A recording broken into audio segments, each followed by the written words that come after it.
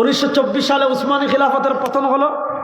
1924 সাল থেকে নিয়ে 1938 সালে কামাল আতাতুর্ক মারা গেল।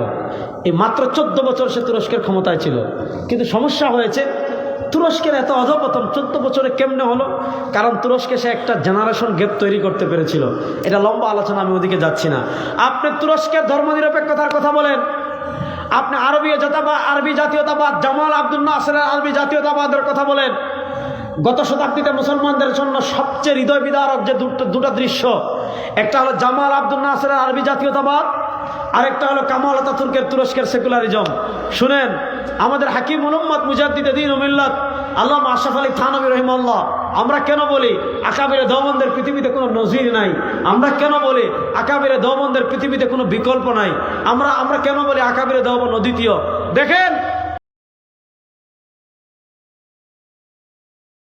রাহিমাহুল্লাহ স্মৃতি বিজড়িত দারুল কোরআন মাদ্রাসার নাজির বাজারে আজকের 38তম বার্ষিক ওয়াজ মাহফিল। আমাদের সিলেটের শীর্ষ দ্বীন বিদ্যাপীঠ জামিয়া তাওয়াক্কুলিয়া রেঙ্গার সম্মানিত মুহতামিম শাইখে রেঙ্গা রাহিমাহুল্লাহ রেখে যাওয়া আমাদের আমানত হযরত মুহতামিম শাহ হুজুর দামাত বারাকাতুল আলিয়া সহ আমার সম্মানিত যুবক ভাইয়েরা, আল্লাহ তাআলা এই শীতের রাতে, গভীর রাতে, প্রচন্ড কুয়াশার মাঝে, রাত প্রায় 12:15 হয়ে গিয়েছে, এই গভীর রাতে আল্লাহ তাআলা আমাদেরকে রহমতের সামিয়ানার নিচে এসে একত্রিত হয়ে বসার তৌফিক দান করেছেন। আমরা সবাই একবার অন্তরের অন্তঃস্থল থেকে আল্লাহ রাব্বুল ইজ্জত ওয়াল জালালের দরবারে কালেমাতুশ শুকর আদায় করি, আলহামদুলিল্লাহ। ভাইসা বহুত টিকটাবি না করে একটু জোরে সবাই একবার পড়েন আলহামদুলিল্লাহ। যারা বাহিরে আছেন অনুরোধ করবো ভিতরে চলে আসেন, এই বাইরে দাঁড়িয়ে শীত খাওয়ার দরকার নেই, ভিতরে আসেন। আল্লাহ তাআলা আমার যে সকল ভাইরা বাইরে আছেন তাদেরকে ভিতরে এসে বসার তৌফিক দান করেন। দেখেন, আমার অত্যন্ত শ্রদ্ধা ভাজন বড় ভাই, এই মাদ্রাসার সম্মানিত শেখুল হাদিস মুহাক্কিক আলেমে দ্বীন মাওলানা আমিরুল ইসলাম হাবিবুল হাফিজাহুল্লাহ, তিনি আমাকে নির্দেশ করেছেন, তার নির্দেশ পালনার্থে আমি এখানে হাজির হয়েছি। আমি ওনাকে আগেই বলেছি যে আমি আজকে লম্বা আলোচনা করব না, শুধু আপনার নির্দেশ পালনার্থে আর দোয়া নিতে আসবো। আমি আজকে কোনো টপিকের উপর আলাপ করবো না, শুধু 2-4টা কথা আপনাদের সামনে খুব সংক্ষিপ্ত সময় পেশ করবো। ওয়ামা তাওফীক ইল্লা বিল্লাহ আলাইহি তাওয়াক্কালতু ইলাইহি মুনীব। আমাদের দেওবন্দি ধারা একজন মহান আকাবির, আমাদের হাকিমুল উম্মত মুজাদ্দিদে দ্বীন ও মিল্লাত আল্লামা আশরাফ আলী থানভী রাহিমাহুল্লাহ। হযরত আশরাফ আলী থানভী রাহিমাহুল্লাহ ইলমের গভীরতা কত, এটা বলে বোঝানো যায়। হযরত হাকিমুল উম্মত আশরাফ আলী থানভী রাহিমাহুল্লাহ, উনার বড় যে কয়েকটা পরিচয় আছে তার ভিতর একটা পরিচয় হলো উনি পাকিস্তান রাষ্ট্র প্রতিষ্ঠার স্বপ্নদ্রষ্টাদের একজন। হাকিমুল উম্মত মুজাদ্দিদে দ্বীন ও মিল্লাত আল্লামা আশরাফ আলী থানভী রাহিমাহুল্লাহ রাজনৈতিক দৃষ্টিভঙ্গি নিয়ে বর্তমান পৃথিবীর হাতে গোনা 8-10 জন যে বড় বড় আলেম আছেন তাদের ভিতর অন্যতম হল হাকিম শেখুল ইসলাম জাস্টিস মুফতি মোহাম্মদ তাকি উসমানী হাফিজাহুল্লাহ। শেখুল ইসলাম জাস্টিস মুফতি মোহাম্মদ তাকি উসমানী হাফিজাহুল্লাহ হযরত হাকিমুল উম্মত আশরাফ আলী থানভী রাহিমাহুল্লাহর রাজনৈতিক দৃষ্টিভঙ্গি নিয়ে একটা ছোট্ট বই লিখেছেন, 50-60 পৃষ্ঠার হবে, যে বইটার নাম হলো হাকিমুল উম্মত কে সিয়াসি আফকার, হাকিমুল উম্মতের রাজনৈতিক দৃষ্টিভঙ্গি। অত্যন্ত শানদার কিতাব। সেখানে হাকিমুল উম্মত আল্লামা আশরাফ আলী থানভী রাহিমাহুল্লাহ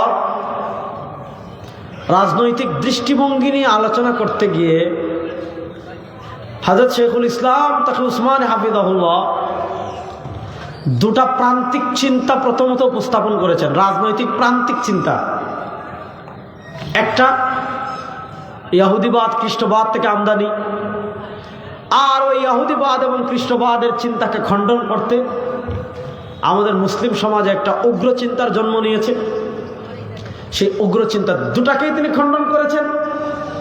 এরপর ইসলামের সবচেয়ে বড় একটা বৈশিষ্ট্য, ইসলাম হলো দিন হানিফ, ইসলাম হলো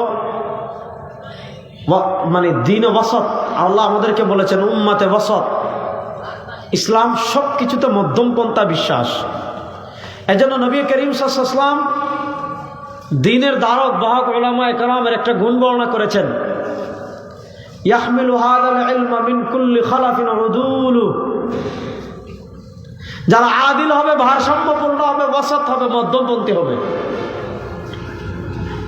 আসেন, পৃথিবীতে খ্রিস্টান রাজ্য হিসাবে আমরা যে রাজ্যগুলোকে চিনি, খ্রিস্টান রাজ্য হিসাবে যে রাজ্যগুলোকে আমরা জানি, সেই খ্রিস্টান রাজ্য পরিচালনার একটা বড় স্লোগান ছিল।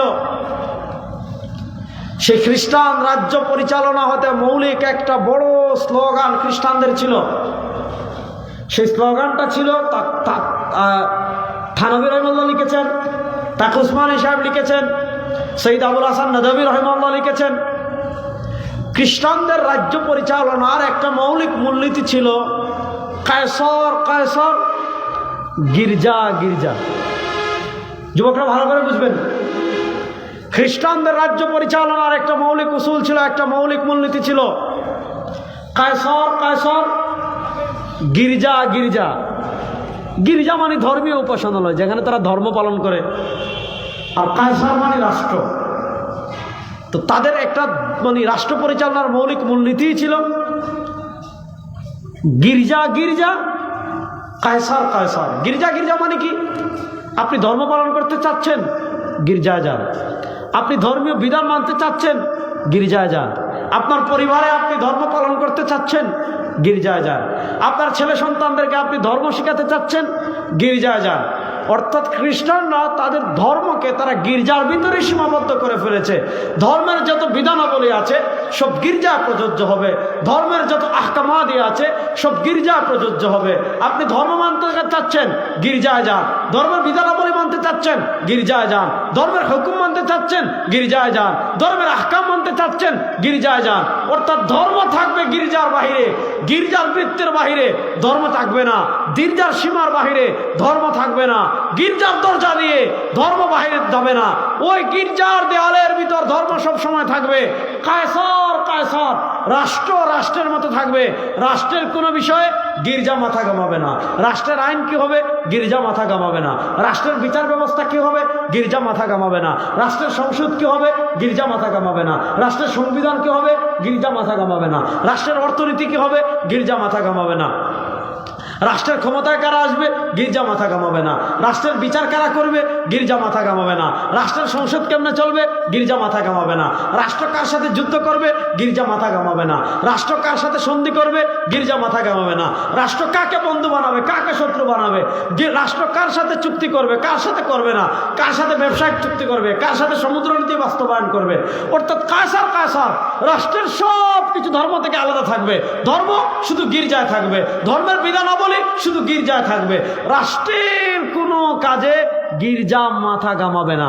এই যে ধর্ম থাকবে গির্জায়, রাষ্ট্রের কোনো কাজে ধর্ম থাকবে না। আচ্ছা আপনারা বলেন, এই থিমটা মুসলমানদের না খ্রিস্টানদের? বলেন, এই থিমটা মুসলমানদের না খ্রিস্টানদের? এবার আসেন, থানভী রহিমাহুল্লাহ প্রথম খ্রিস্টানদের এই চেতনাটা লিখেছেন যে খ্রিস্টানরা তারা দেখেছে, আরে আমাদের রাষ্ট্রের উন্নতির পিছনে,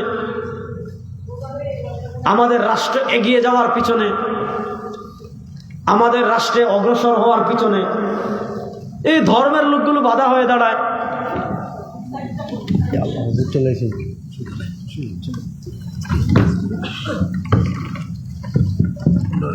খ্রিস্টানরা দেখেছে।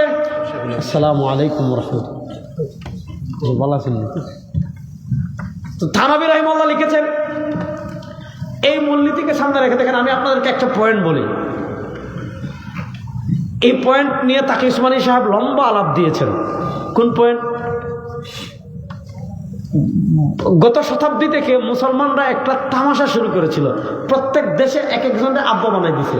তুরস্কে একজন আব্বা, বাংলাদেশে একজন আব্বা, উজবেকিস্তানে একজন আব্বা, সিরিয়ায় একজন আব্বা, অর্থাৎ এক এক দেশে এক এক আব্বা বানাই দিছে। অর্থাৎ মুসলমানরা যখন জাতীয়তাবাদে বিভক্ত হয়ে গিয়েছে, কেউ আরবীয় জাতীয়তাবাদ, কেউ তুর্কি জাতীয়তাবাদ, কেউ বাংলাদেশি জাতীয়তাবাদ, এইভাবে যখন বাংলাদেশ মুসলমানরা মেকি বেজাল জাতীয়তাবাদে ভাগ হয়ে গিয়েছে, এখন দেখা যাচ্ছে বাঙালি তাদের জাতীয়তাবাদের জন্য একজন আব্বা বানিয়ে দিয়েছে, তুরস্ক তাদের জাতীয়তাবাদের জন্য একজন আব্বা বানিয়ে দিয়েছে, সিরিয়া তাদের জাতীয়তাবাদের জন্য একজন আব্বা বানিয়ে দিয়েছে, জামাল আব্দুল নাসিরকে আরবের জাতীয়বাদরা আব্বা বানিয়ে দিয়েছে। শুনেন, আমাদের জাতীয়তাবাদ আমরা বাংলাদেশে, এটা আমাদের প্রকৃত জাতীয়তাবাদ না, এটা আমাদের পরিচয় সহজের জন্য আমাদের দেশীয় পরিচয়। আমাদের সবচেয়ে বড় জাতীয়তাবাদ, আমাদের জাতীয়তাবাদ আমরা বাঙালি না, আমাদের জাতীয়তাবাদ আমরা মুসলিম। আর আমাদের জাতির পিতা হযরত ইব্রাহিম, হযরত ইব্রাহিমের বাইরে কোনো স্বৈরাচারের বাপ, কোনো ফেরাউনের বাপ আমাদের জাতির পিতা হতে পারে না। কথা ক্লিয়ার? একদম আকীদা একদম ক্লিয়ার। কোন স্বৈরাচার, কোন লেডি ফেরাউনের বাপ আমাদের আব্বা হতে পারে না। আমাদের জাতির পিতা হযরত ইব্রাহিম, কারণ আমাদের জাতীয়তাবাদ যেহেতু আমরা মুসলিম, সুতরাং আমাদের জাতির পিতা হযরত ইব্রাহিম। ইব্রাহিমের বাইরে আমাদের আর কোনো আব্বা নাই। শেষ। তুরস্কের আপনি কামাল পাশা, যাকে বলা হয় তুরস্কের আতাতুর্ক। আতাতুর্ক মানে তুরস্কের আব্বা। আপনারা দেখেছেন তুরস্কের লোক আপনার কামাল আতাতুর্ককে তুরস্কের আব্বা বানাইছে। তুরস্কের কামাল আতাতুর্ক মাত্র 14 বছর ক্ষমতায় ছিল, 1924 সাল থেকে নিয়ে 1938 সাল পর্যন্ত, এই ছোট্ট সময়। অর্থাৎ 1924 সালে অটোম্যান সাম্রাজ্য, যেটা আমরা বলি উসমানী খিলাফত, 1924 সালে উসমানী খিলাফতের পতন হলো। 1924 সাল থেকে নিয়ে 1938 সালে কামাল আতাতুর্ক মারা গেল। এই মাত্র 14 বছর সে তুরস্কের ক্ষমতায় ছিল। কিন্তু সমস্যা হয়েছে, তুরস্কের এত অধপতন 14 বছরে কেমনে হলো? কারণ তুরস্কে সে একটা জেনারেশন গ্যাপ তৈরি করতে পেরেছিল। এটা লম্বা আলোচনা, আমি ওদিকে যাচ্ছি না। আপনি তুরস্কের ধর্মনিরপেক্ষতার কথা বলেন, আপনি আরবি জাতীয়তাবাদ, জামাল আব্দুল নাসিরের আরবি জাতীয়তাবাদের কথা বলেন। গত শতাব্দীতে মুসলমানদের জন্য সবচেয়ে হৃদয় বিদারক যে দুটো দৃশ্য, একটা হলো জামাল আব্দুল নাসিরের আরবি জাতীয়তাবাদ, আরেকটা হলো কামাল আতাতুর্কের তুরস্কের সেকুলারিজম। শুনেন, আমাদের হাকিম উম্মত মুজাদ্দিদে দ্বীন ও মিল্লাত আল্লামা আশরাফ আলী থানভী রাহিমাহুল্লাহ, আমরা কেন বলি আকাবিরে দেওবন্দের পৃথিবীতে কোনো নজির নাই? আমরা কেন বলি আকাবিরে দেওবন্দের পৃথিবীতে কোনো বিকল্প নাই? আমরা কেন বলি আকাবিরে দেওবন্দ অদ্বিতীয়? দেখেন, এই কামাল পাশা বলেন, জামাল আব্দুল নাসির বলেন, এরা সেকুলারিজমের দিকে বা জাতীয়তাবাদের দিকে কেন দাবিত হলো? মূল পয়েন্টটা বুঝেন। মূল পয়েন্টটা হলো, হযরত শেখুল ইসলাম আজাদ শেখুল ইসলাম তাকে উসমানী লিখেছেন, হাকিমুল উম্মত আশরাফ আলী থানভী লিখেছেন। ওই যে খ্রিস্টানদের চিন্তা, কায়সার কায়সার, গির্জা গির্জা, ধর্ম থাকবে গির্জায়, রাষ্ট্রের কোনো ধর্ম থাকবে না। ধর্ম যত পালন করতে চাচ্ছেন সব আপনি গির্জার ভিতর পালন করেন, রাষ্ট্রের কোনো কাজে ধর্ম থাকবে না। আচ্ছা বলেন, এই যে রাষ্ট্রের কোনো কাজে ধর্ম থাকবে না, সংবিধানে ধর্ম থাকবে না, বিচার ব্যবস্থায় ধর্ম থাকবে না, অর্থনীতিতে ধর্ম থাকবে না, সংসদে ধর্ম থাকবে না, আপনার রাষ্ট্রে ধর্ম থাকবে না, এই চিন্তাটা মুসলমানদের না খ্রিস্টানদের? খ্রিস্টানদের। এবার আসেন, এই যে খ্রিস্টানদের এই চিন্তাটা, যে পোশাক পরিয়ে তারা মুসলমানদের ভিতর প্রবেশ করিয়েছে, যে জামা পরিয়ে তারা মুসলমানদের ভিতর প্রবেশ করিয়েছে, যে বুরকা পরে তারা মুসলমানদের ভিতর প্রবেশ করিয়েছে, অর্থাৎ খ্রিস্টানদের এই যে চিন্তা, গির্জা গির্জা, কায়সার কায়সার, হযরত থানভী রাহিমাহুল্লাহ লিখেছেন, ওই চিন্তাটাই আমাদের সমাজে তারা পুশ করেছে। এই চিন্তাটাই মুসলমানদের সমাজে তারা ছড়িয়ে দিয়েছে, যে মতবাদ দিয়ে। সেই মতবাদের নাম হলো সেকুলারিজম তথা ধর্মনিরপেক্ষতা। আসেন, সেকুলারিজম মানে ধর্মনিরপেক্ষতার গোড়ার কথাটা কি? খুব সহজে যুবকরা বুঝবেন। মিশরের প্রখ্যাত লেখক আছেন আবু আবদুল্লাহ আল মিসরি, তিনি সেকুলারিজমের তার বইয়ে 2টা ভার্সনের কথা উল্লেখ করেছেন। একটা হলো যারা সেকুলারিজম সৃষ্টি করেছে তারা সেকুলারিজমের একটা ভার্সন প্রথম দিয়েছে, সেটাকে বলা হয় সেকুলারিজমের উগ্র ভার্সন। মানে কি? সেকুলারিজম বলে জীবনের সব জায়গা থেকে ধর্মের ছায়া মুছে দিতে হবে। আপনার পরিবারে ধর্মের ছায়া থাকবে না, আপনার ব্যক্তিগত লাইফে ধর্মের ছায়া থাকবে না, আপনার ব্যবসায় ধর্মের ছায়া থাকবে না, আপনার দেশের রাষ্ট্র ব্যবস্থায় ধর্মের ছায়া থাকবে না, আপনার সংবিধানে ধর্মের ছায়া থাকবে না, আপনার বিচার ব্যবস্থায় ধর্মের ছায়া থাকবে না, আপনার রাষ্ট্রের অর্থনীতিতে ধর্মের ছায়া থাকবে না, আপনার রাষ্ট্রের কোনো কাজে ধর্মের ছায়া থাকবে না।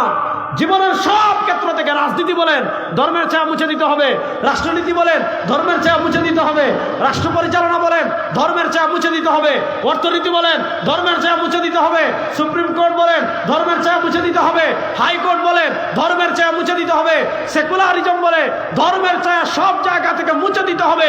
এটা হলো সেকুলারিজমের মূল থিম। ইসলাম আর সেকুলারিজমের পার্থক্য কোথায়? ইসলাম বলে, সেকুলারিজম বলে সব জায়গা থেকে ধর্মের ছায়া মুছে দিতে হবে, আর ইসলাম বলে হুয়াল্লাযী আরসালা রাসূলাহু বিল হুদা ওয়া দীনিল হাক্কি লিইয়ুযহিরাহু আলাদ দীনি কুল্লি।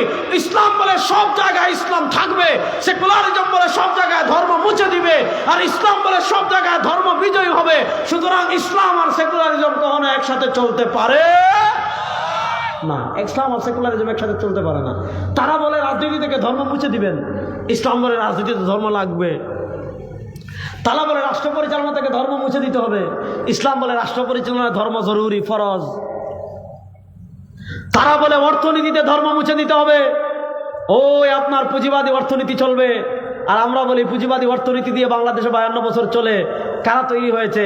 এমন এমন দরবেশ তৈরি হয়েছে, এক দরবেশ গত 15 বছরে 53,000 কোটি টাকা চুরি করছে। আপনি চিন্তা করতেছেন? আপনি মিয়া কোন নেতার পিছনে ছুটেন?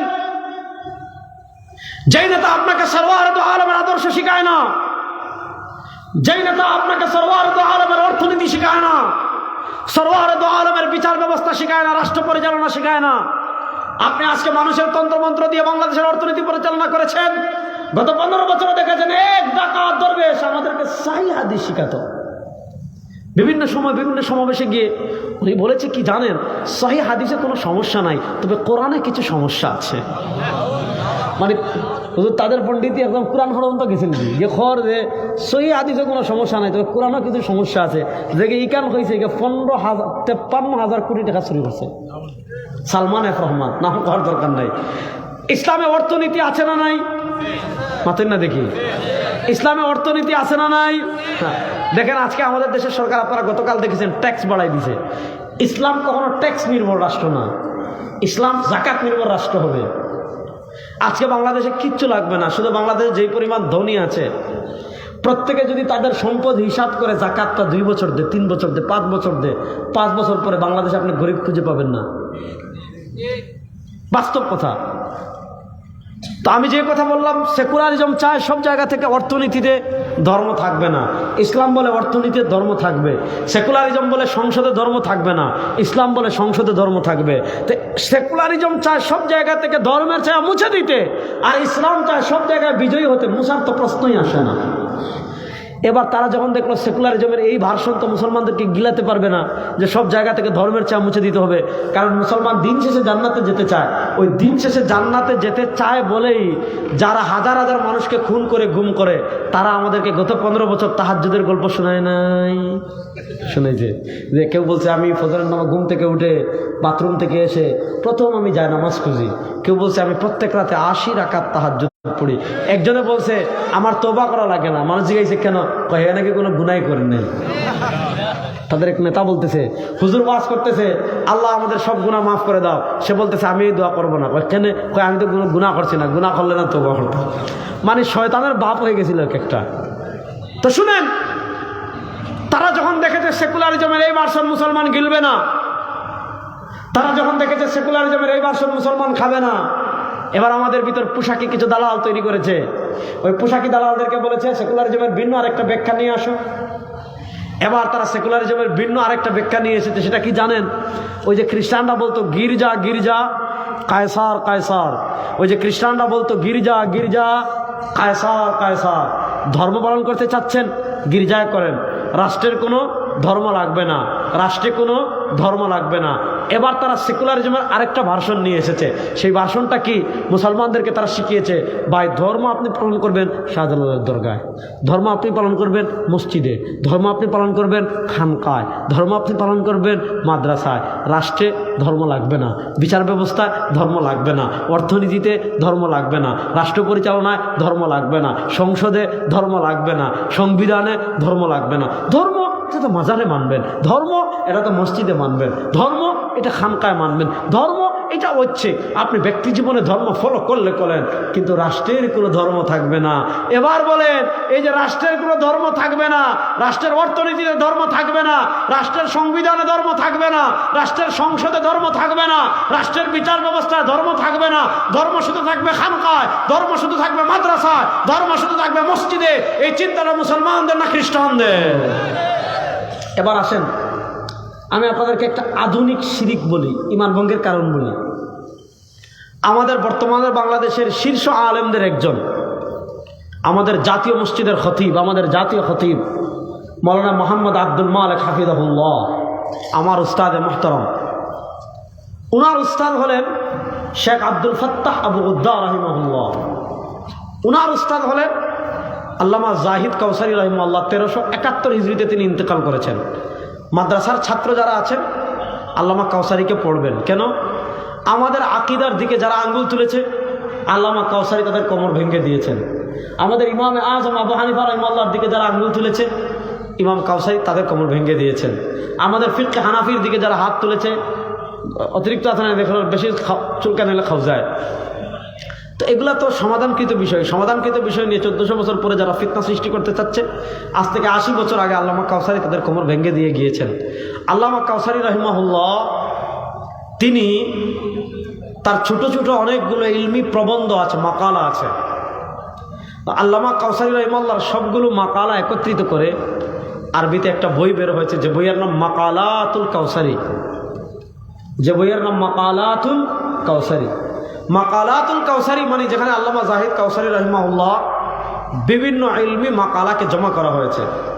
আল্লামা কাউসারি রাহিমাহুল্লাহর একটা ছোট্ট মাকালা 2.5 পৃষ্ঠার, কিন্তু অত্যন্ত শানদার, অত্যন্ত ইলমি ভাবে তাৎপর্যপূর্ণ মাকালা। সেটা হলো হুকমু মুহাওয়ালাতি ফসলি দ্বীন আনিদ দাওলা। যুবকরা খুব কান খাড়া করে পয়েন্টটা শুনবেন। আল্লামা কাউসারি রাহিমাহুল্লাহ একটা মাকালা লিখেছেন, যে মাকালার নাম হলো হুকমু মুহাওয়ালাতি ফসলি দ্বীন আনিদ দাওলা। অর্থাৎ কোনো মুসলমান যদি ধর্মকে রাষ্ট্র থেকে আলাদা মনে করে, অর্থাৎ ধর্ম শুধু ঘরের জন্য আসছে, ধর্ম শুধু ব্যক্তি জীবনের জন্য আসছে, ধর্ম শুধু মসজিদে শুক্রবার জুমার নামাজের পর গরম জিলাপি খাওয়ার জন্য আসছে, ধর্ম শুধু আপনার বিরিয়ানির পর বিরিয়ানি, ডেস্কির পর ডেস্কি বিরিয়ানি খাওয়ার জন্য আসছে, ধর্ম শুধু শাহজালালের মাজারে গিয়ে উরুস করার জন্য আসছে, ধর্ম শুধু মান্নাত করার জন্য আসছে, ধর্ম শুধু কবরে গিয়ে মোমবাতি জ্বালানোর জন্য আসছে, ধর্ম শুধু পীরের কবরে গিয়ে উরুস করার জন্য আসছে, ধর্ম শুধু পীরের বাজারে গিয়ে জিয়ারত করার জন্য আসছে। যারা এটা মনে করবে হুকমু মুহাওয়ালাতি ফসলি দ্বীন আনিদ দাওলা, যারা ধর্মকে রাষ্ট্র থেকে আলাদা মনে করবে, যারা মনে করবে ধর্ম আলাদা রাষ্ট্র আলাদা, যারা মনে করবে ধর্ম আলাদা রাষ্ট্র আলাদা, যারা রাষ্ট্রকে ধর্ম থেকে আলাদা মনে করবে, অর্থাৎ রাষ্ট্রে ধর্ম লাগবে না, রাষ্ট্রের বিচার ব্যবস্থায় ধর্ম লাগবে না, রাষ্ট্রের সংবিধানে ধর্ম লাগবে না, রাষ্ট্রের অর্থনীতিতে ধর্ম লাগবে না, রাষ্ট্রের বিচার, রাষ্ট্রের সুপ্রিম কোর্টে ধর্ম লাগবে না, সংসদে ধর্ম লাগবে না, সিটি কর্পোরেশনে ধর্ম লাগবে না, উপজেলা পরিষদে ধর্ম লাগবে না, ইউনিয়ন পরিষদে ধর্ম লাগবে না, সমাজে ধর্ম লাগবে না। ধর্ম শুধু এসেছে খিচুড়ি খাওয়ার জন্য, ধর্ম শুধু এসেছে জিলাপি খাওয়ার জন্য, ধর্ম শুধু এসেছে সিন্নি খাওয়ার জন্য, ধর্ম শুধু এসেছে মাজারে গিয়ে বাবার নামে নজর নজরাত করার জন্য, ধর্ম শুধু এসেছে খানকায় জিকির করার জন্য, ধর্ম শুধু এসেছে ব্যক্তি জীবনে ধর্ম পালন করার জন্য। আল্লামা কাউসারি রাহিমাহুল্লাহ বলেছেন, কোন মুসলমান ফাল মুসলিম ইদা তালাবা বি সালামাতি আকলি, কোন মুসলমান যদি সুস্থ মস্তিষ্কে শাহবাগী সুশীলদের মতো এই কথা বলে, কোন মুসলিম যদি সুস্থ মস্তিষ্কে শাহবাগী সুশীলদের মতো কথা বলে, রাজনীতিতে ধর্ম লাগবে না, সংবিধানে ধর্ম লাগবে না, অর্থনীতিতে ধর্ম লাগবে না, বিচার ব্যবস্থায় ধর্ম লাগবে না, উনি বলে কোন মুসলমান যদি সুস্থ মস্তিষ্কে এই কথা বলে তার ঈমান থাকবে না, সে মুরতাদ হয়ে যাবে। আজকে এই ফিতনা আবুল হাসান আলী নদভী রাহিমাহুল্লাহ আল গজওয়াতুল ফিকরিয়া, এই যুগের সবচেয়ে বড় যুদ্ধ যেটা তরবারির যুদ্ধে, তারা আমাদের সাথে এখনো পারে নাই। এই যুগে মুসলমানদের কেন্দ্রীয় শক্তি নাই, মুসলমানদের কোনো ফিগার নাই, বড় মুজাহিদ নাই, মুসলমানদের কোনো আলাদা ভূমি, শক্তিশালী ভূমি নাই, মুসলমানদের ক্ষমতায় যারা বসিয়েছে সব পাঁচাটা গুলাম, পাঁচাটা দালাল, আফগানিস্তান এরকম 2-1টা রাষ্ট্র ছাড়া। যখন সব দিক থেকে তারা আমাদের থেকে যুজন দূরত্বে এগিয়ে গিয়েছে, আপনি সারা পৃথিবীর সব টাকা প্রত্যেক দিন চুষে নিচ্ছে আমেরিকা। আপনি পৃথিবীর প্রত্যেক বিমানবন্দরে যাবেন, দেখবেন ডলার লেনদেন হয়, ডলার লেনদেন হয়। বাহরাইনের এয়ারপোর্টে আমি বললাম যে রিয়াল দেয়, সৌদি আরবের রিয়াল দেয়, বলে না, হয় আপনি দিরহাম দিবেন অথবা ডলার দিবেন। আপনি দেখবেন কাবা শরীফ থেকে বের হয়ে কেএফসির সামনে দাঁড়াবেন, কি কষ্ট লাগে আমাদের। ইসরায়েলি পণ্য কাবা শরীফের গেট দিয়ে বেরোলে প্রথম দেখবেন কেএফসির দোকান পড়ে। এই উম্মা আর পতন হবে না, এই উম্মা মার খাবে না তো কি? হারাম শরীফের হুদুদে হারামের ভিতরে ইসরায়েলি পণ্য দেদারসে বিক্রি হচ্ছে। এই উম্মা মার খাবে না তো কে খাবে? এই উম্মা আর পতন হবে না তো কে হবে বলেন আমাকে? এই যুগে এসে সারা ইসরায়েল একদম দেখবেন হারামের ভিতরে ডলার লেনদেন হচ্ছে। সারা দুনিয়া থেকে প্রতিদিন কত হাজার কোটি টাকা ডলারের মাধ্যমে লেনদেন। শুনেন, আমাদের আগে ছিল দিনার দিরহাম, অর্থাৎ স্বর্ণ গচ্ছিত সম্পদ ছিল না, টাকা হতো স্বর্ণের, টাকা হতো রূপার। তখন পুঁজিবাদী অর্থনীতি ছিল না। দেখেন এই টাকায় দেখবেন আপনার লেখা চাহিবা মাত্র ইহার বাহককে, দেখেন চাহিবা মাত্র ইহার বাহককে 500 টাকা দিতে বাধ্য থাকিবে, চাহিবা মাত্র ইহার বাহককে 100 টাকা দিতে বাধ্য থাকিবে। এই কথাগুলো কেন শুনেন, এই টাকাটা আগে ছিল ওয়াসিকা, গ্যারান্টি, অর্থাৎ তার কাছে স্বর্ণ আছে, সে রাষ্ট্রের কাছে স্বর্ণ জমা দিয়েছে, এখন সে স্বর্ণ নিয়ে চলতে পারতেছে না, এই রাষ্ট্র তাকে ওয়াসিকা দিয়েছে টাকা, অর্থাৎ তার এই টাকা পরিমাণ স্বর্ণ, অর্থাৎ 100 টাকা দিয়ে এই টাকা দিয়ে শুধু কিনতে চান, তাহলে রাষ্ট্রটা সুপারিশ করতেছে যেটা দিয়ে চাইলে আপনি দিবেন, তারপরে এটা মূল্যবান সম্পদ হয়েছে। যাক, অনেক কথা। আজকে অর্থনীতিতে তারা আমাদেরকে কতটুকু পিছিয়ে ফেলেছে। সারা দুনিয়া থেকে সব টাকা আজকে ডলার দিয়ে লেনদেন। পৃথিবীর এমন কোনো মার্কেট নাই, পৃথিবীর এমন কোনো বিমানবন্দর নাই, পৃথিবীর এমন কোনো স্টক এক্সচেঞ্জ নাই, যেখানে পৃথিবীর এমন কোনো শেয়ার বাজার নাই যেখানে ডলার দিয়ে লেনদেন হচ্ছে না। সারা দুনিয়ার সব টাকা প্রতিদিন তারা চুষে নিচ্ছে। সারা দুনিয়ার সব অস্ত্র তাদের, অর্থনীতি তাদের, আপনার আইন আদালত তাদের, জাতিসংঘ তাদের, এত কিছু তাদের হওয়ার পরও আফগানিস্তানে তারা পারে নাই, রাশিয়ায় তারা পারে নাই, বাংলাদেশও পারবে না ইনশাআল্লাহ। ইনশাআল্লাহ হইতে না ইনশাআল্লাহ। তো এই যুগে এসেও তারা তরবারির যুদ্ধে আমাদের সাথে পারছে না। এই যুগে এসেও যখন সারা দুনিয়ার সব কিছু তাদের, আমাদেরকে পিটাইলে আমাদের পক্ষে কথা বলার মতো একটা মানুষ নাই, অথচ তাদের একটা কুকুর মারলে আপনি লক্ষ লক্ষ মানুষ, আপনি দেখবেন আফগানিস্তানে তারা হাজার হাজার শিশুকে হত্যা করেছে, সিরিয়া তারা হাজার হাজার শিশুকে হত্যা করেছে, ফিলিস্তিনে তারা হাজার হাজার শিশু হত্যা করেছে, কাশ্মীরে করেছে, মায়ানমারে করেছে, সিরিয়ায় করেছে, হাজার হাজার আয়ানরা সাগরে ভেসে গিয়েছে, তাদের পক্ষে কথা বলার মতো একজন মানুষ নাই। কিন্তু পাকিস্তানে একটা মালালাকে কে জানি গুলি করছে, একটা মালালাকে কে জানি গুলি করছে, মরেও নাই। মরে গেলে মানুষ বাস্তবে মরে গেছে, আল্লাহর মালা আল্লাহ নিছে। আপনি দেখেন মালালাকে কে জানি গুলি করেছে, তারা তালেবানের উপর দুষ চাপাই দিছে, টিটিপির উপর। হ্যাঁ, দুষ চাপাই দিয়া বিশ্ব নেতারা আমাকে আপাও গেছিল, আপা ছট করে ঢুকতে চায়, আমরা ভাই আহেন আনাগর রেডি আছে ইনশাআল্লাহ। আমাদের আপাও গেছিল, বিশ্ব নেতারা সন্ত্রাসবাদের বিরুদ্ধে আইফেল টাওয়ারের পিছনে মিছিল করেছে, আইফেল টাওয়ারের নিচে। মালালাকে গুলি আমরা করি নাই, কোনো মুসলমান করেছে কোনো প্রমাণ নাই, তালেবান করেছে প্রমাণ নাই, মুজাহিদ করেছে প্রমাণ নাই। কিন্তু এক মালালার জন্য সারা পৃথিবীর মুড়ল্লা শয়তানরা কান্না করেছে। কিন্তু আফগানিস্তানে লক্ষ লক্ষ শিশু মারলো, ফিলিস্তিনে লক্ষ লক্ষ শিশু প্রতিদিন মারছে, মিয়ানমারে মারলো, কাশ্মীরে মারলো, বসনিয়ায় মারলো, চেচনিয়ায় মারলো। শুনেন, সারা দুনিয়ায় তারা জুলুম করে, তারাই মারে, তারাই জুলুম করে, আবার তারাই বিচারক সাজে। শুনেন, আমাদের দেয়ালে পিঠ থেকে গিয়েছিল গত শতাব্দীতে, আমাদের হাত তারা বন্দি করে ফেলেছিল গোলামির আবদ্ধে, আমাদের পা তারা বন্দি করে ফেলেছিল গোলামির সিঞ্জিরে। মুসলমান আজকে পৃথিবীর প্রান্তে প্রান্তে ঘুরে দাঁড়ানো শুরু করেছে। ইনশাআল্লাহ গত শতাব্দীতে তারা আমাদের যত ফুটা রক্ত জড়িয়েছে, এই শতাব্দীতে মুসলমান প্রত্যেক ফুটা রক্তের বদলা নেবে ইনশাআল্লাহ। একটা ফুটা রক্ত মুসলমানদের বৃথা যাবে না। এই বুদ্ধিবৃত্তিক লড়াই চলছে এখন, অর্থাৎ তারা আমাদেরকে এমন একটা ইসলাম শেখাতে চাচ্ছে যে ইসলামের রাষ্ট্র নাই, যে ইসলামের নেতৃত্ব নাই, যে ইসলামের সংসদে যাওয়া নাই, যে ইসলামে আপনি জাতিকে নেতৃত্ব দেওয়া নাই, যে ইসলামে আপনি বেশির চেয়ে বেশি জুমার দিন জুমার নামাজের পর গরম জিলাপি আছে, অথবা যে ইসলামে আপনার বেশির চেয়ে বেশি ওয়াজের শেষে খিচুড়ি আছে। আপনি খিচুড়ি খেতে চাচ্ছেন, তারা গরু দিবে 16টা। আপনি মাজারে জিলাপি খেতে চাচ্ছেন, সার আসলে সব জিলাপি দিব, কবে তুই জিলাপি নিয়ে থাক, তুই খিচুড়ি নিয়ে থাক। রাষ্ট্র আমাদের, সংবিধান আমাদের, অর্থনীতি আমাদের, বিচার ব্যবস্থা সব তাদের। সুতরাং শোনেন, এই শতাব্দীতে মুসলমানদের সুযোগ এসেছে, সময় এসেছে। সেকুলারিজমের চাদর গা থেকে খুলতে হবে, সেকুলারিজমের জুব্বা গা থেকে খুলতে হবে। সময় এসেছে। আল্লাহ তাআলা যে ইসলাম আমাদের কাছে আমানত দিয়েছেন, আল্লাহ তাআলা যে সরওয়ারে দু আলমকে আমাদের জন্য আদর্শ বানিয়েছেন, লাকাদ কানা লাকুম ফি রাসূলিল্লাহি উসওয়াতুন হাসানাহ।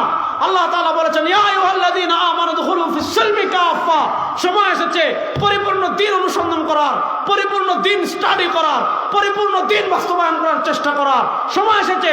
আমরা সেকুলারিজমের বাংলাদেশ দেখেছি, ডেমোক্রেসির বাংলাদেশ দেখেছি, ন্যাশনালিজমের বাংলাদেশ দেখেছি, সোশ্যালিজমের বাংলাদেশ দেখেছি। মানুষের ভাগ্যের পরিবর্তন হয় নাই। এবার সময় এসেছে আমরা ইসলামের বাংলাদেশ দেখবো ইনশাআল্লাহ। আল্লাহ তাআলা ইসলামের বাংলাদেশ গড়ার তৌফিক আমাদের সবাইকে দান করেন। আল্লাহ তাআলা ইসলামের বাংলাদেশ গড়ার জন্য যেভাবে মেহনত করার প্রয়োজন, আল্লাহ তাআলা আমাদেরকে সেভাবে মেহনত করার তৌফিক দান করেন। আমার দুই পাশে আমার দুজন সম্মানিত আকাবির, আমার অত্যন্ত শ্রদ্ধাভাজন আল্লামা শফিকুল হক সুরাইঘাটি হাফিজাহুল্লাহ এবং আমাদের আল্লামা মহিউল ইসলাম বুরহান হাফিজাহুল্লাহ, আমি হযরতদের সুস্থতার জন্য দোয়া চাচ্ছি। আমাদের সিলেট আকাবির শূন্য হয়ে যাচ্ছে। আয় 4-7-8 দিন আগে আল্লামা মুকদ্দাস আলী সাহেব ইন্তেকাল করলেন। যেতে যেতে যেতে যেতে আমাদের যে কিছু আকাবিরগণ এখন আমাদেরকে ছায়া দিচ্ছেন, আল্লাহ তাআলা তাদেরকে যেন প্রত্যেককে সুস্থতার সাথে দীর্ঘ নেক কর্মমুখর হায়াতে তাইয়্যিবা দান করেন। সবাই বলেন আমিন। আল্লাহ তাআলা আমাদের আকাবিররা যে পথ এবং ইলম আমল তাজকিয়ার জামানত আমাদের কাছে রেখে যাচ্ছেন, আল্লাহ তাআলা আমাদের সবাইকে আমাদের আকাবিরদের নকশা কদমে চলার তৌফিক দান করেন। আমিন। ইন আসাবতু ফামিনাল্লাহি ওয়া ইন আখতাতু ফামিন্নি ওয়া মিনাশ শাইতান। সুবহানাকাল্লাহুম্মা বিহামদিকা আশহাদু আল্লা ইলাহা ইল্লা আনতা আস্তাগফিরুকা ওয়া আতুবু ইলাইক। আসসালামু আলাইকুম ওয়া রাহমাতুল্লাহি ওয়া বারাকাতুহু।